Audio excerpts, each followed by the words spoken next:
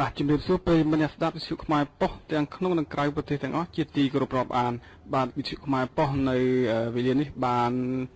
នាំអារម្មណ៍ប្រិយមិត្តមកតាមដានស្ដាប់នៅនីតិស្វែងយល់ពីភាសាបាលីខ្មែរបាទនៅក្នុងនោះដែរសម្រាប់វាគ្មិនបានបកស្រាយជុំវិញទៅនឹងបញ្ហាអក្សរសាស្ត្រខ្មែរព្រមទាំងភាសាបាលីខ្មែរនឹងគឺលោកចៃកាំងបាទប្រិមិត្តលោកអ្នកក៏បានទស្សនានៅคลิปវីដេអូមួយចំនួនរបស់លោកចៃកាំងដែលលោកបានធ្វើមគ្គុទ្ទេសក៍ប្រាប់ទៅដល់ប្រជាពលរដ្ឋខ្មែរ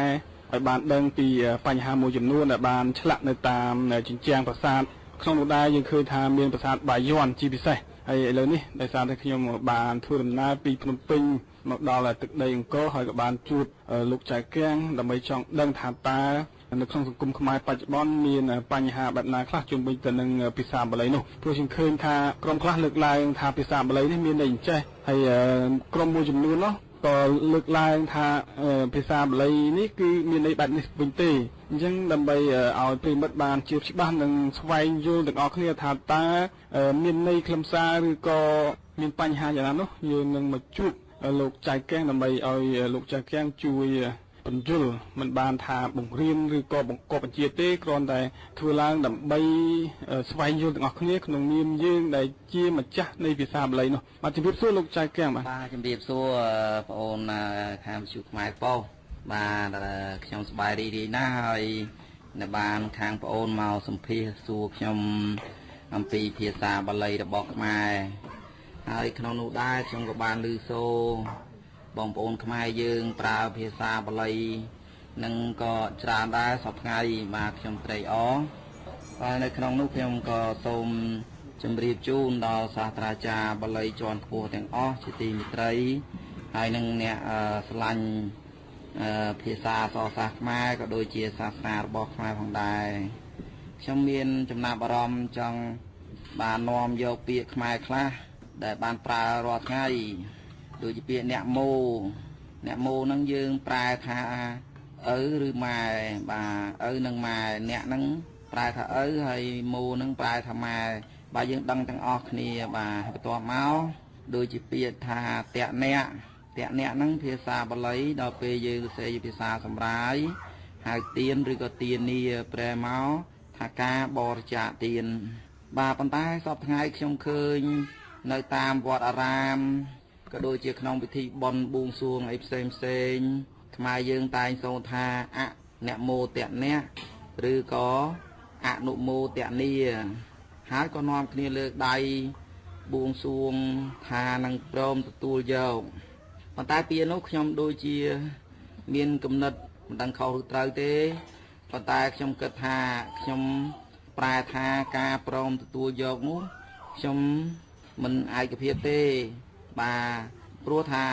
ការប្រែថាការព្រមទទួលយកនោះជាពាក្យប្រែមានបច្ច័យគ្រប់គ្រាន់ហើយឬនៅបាទឃើញថាមិនទាន់មានគ្រប់គ្រាន់ទេព្រោះបច្ច័យដែលនៅក្នុងពាក្យនោះមានពាក្យថាការធ្វើទានឬក៏ជាទានដែលយើងត្រូវធ្វើហើយអ្នកម៉ូនោះប្រែថាពងអញ្ចឹងបច្ច័យវាអត់មានដែលអាចប្រែទៅថាការព្រមទទួលយកបានទេហើយសម្រាប់ខ្ញុំយល់ថាអ្នកមោទអ្នកនោះគឺប្រែថាមិនធ្វើទាននឹងឪម៉ែទៅត្រឹមត្រូវបាទនឹងការយល់របស់ខ្ញុំបាទអអ្នកមោទអ្នកហ្នឹងគឺមិនធ្វើទាននឹងម៉ែឪរបស់ខ្លួនយើងទេនឹងទៅជាត្រឹមត្រូវបានន័យថាអ្នកមោទនាហ្នឹងយើងប្រែថាការធ្វើទានទៅដល់ចំពោះពុកម្ដាយដល់ពេលយើងថែមអពីមុខទៅជាការធ្វើទាននេះมันបានផ្ដល់ទៅឲ្យពុកម្ដាយទេបាទផ្ដល់ទៅឲ្យពុកម្ដាយទេបាទព្រោះយើងដាក់អខាងដើមហ្នឹងវាជាសំឡេងបាលីសម្រាប់ស្ទះឲ្យពាក្យទាំងអស់ហ្នឹងคล้ายទៅជាបដិសេធបាទដោយទីហោថាកុសលកណាយើងដាក់មកខាងដើមមកគឺយើងអានថាអកុសលប្រែថាការប្រព្រឹត្តនៅអំពើអាក្រក់អញ្ចឹងដូចគ្នាដែរបើអ្នកមោទអ្នកយើងប្រែថាការធ្វើទានទៅឲ្យពុកម្ដាយប៉ុន្តែដល់ពេលយើងដាក់អ្នកមោទអ្នកមកយើងត្រូវតែប្រែថាមិនមែនធ្វើទានឲ្យពុកម្ដាយបាទជាការត្រឹមត្រូវហើយចំណែកមួយទៀតគឺក្នុងនោះបាទនៅក្នុងវចនានុក្រមបានសរសេរថាអនុមោទអ្នក ហើយខ្ញុំគិតថាអនុមោទៈអ្នកហ្នឹងកាន់តែខុសទៀតហើយគិតថាมันអាចសរសេរបានទេអនុម៉ែពិបាកស្ដាប់ណាស់ម៉ែរបស់កូនមានតែមួយទេដែលយើងដាក់អនុម៉ែមានន័យថាมันអាចមានម៉ែអនុប្រធានម៉ែមិនវាអត់អាចទៅរួចទេអញ្ចឹងខាងអស់លោកជាបណ្ឌិតផ្នែកបាលីហ្នឹងគួរតែយកពាក្យហ្នឹងមកនាំគ្នាសិក្សាសាជាថ្មីថាតើយើងអាចសរសេរអនុមោតែអ្នកហ្នឹងបានឬអត់បាទព្រោះអនុម៉ែដូចជាគ្មានទេมันអាចសរសេរបានទេណាម៉ែมันមានអនុម៉ែទេ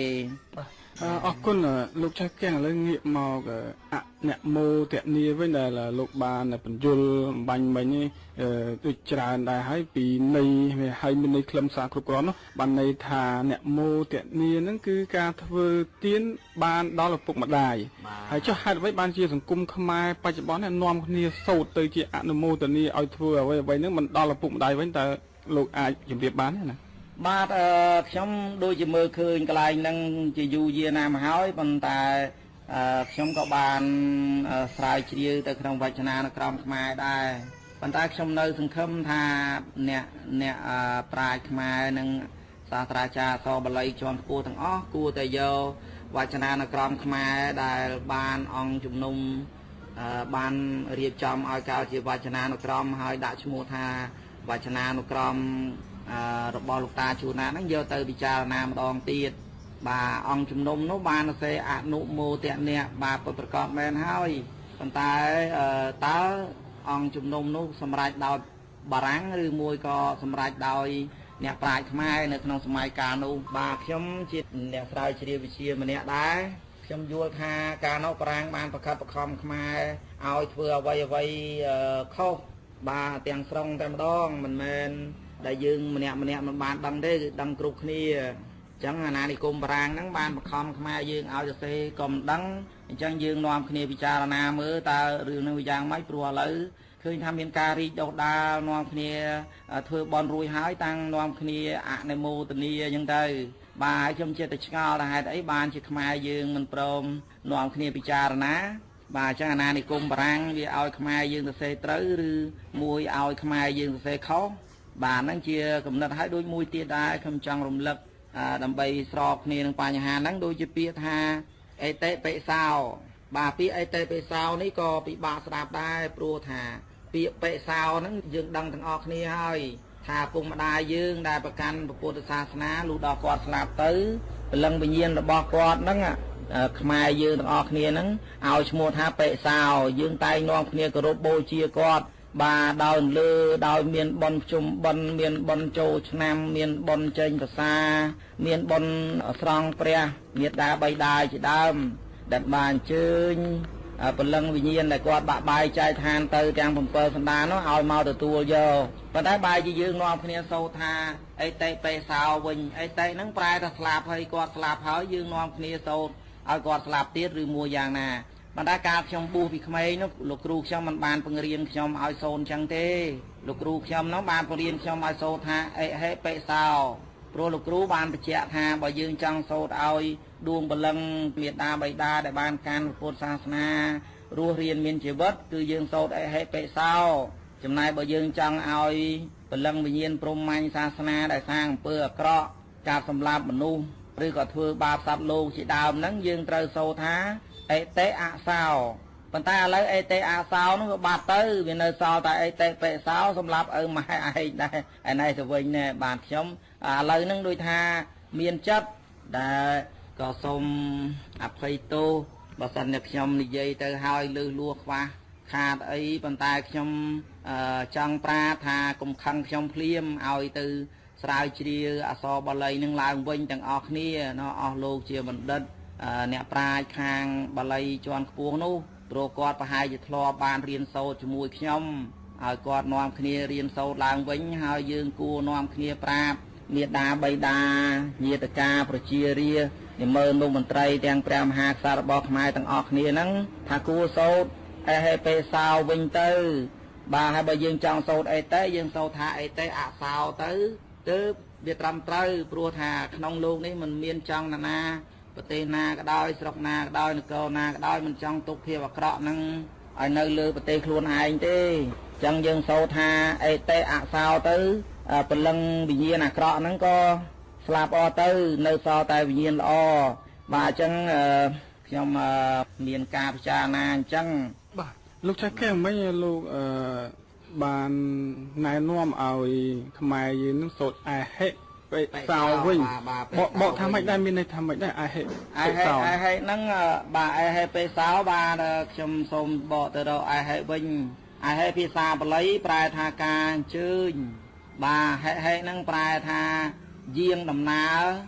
បាទឬអញ្ជើញអញ្ចឹងអហិមានន័យថាឲ្យយាងដំណើរអញ្ជើញដំណើររបស់ដួងព្រលឹង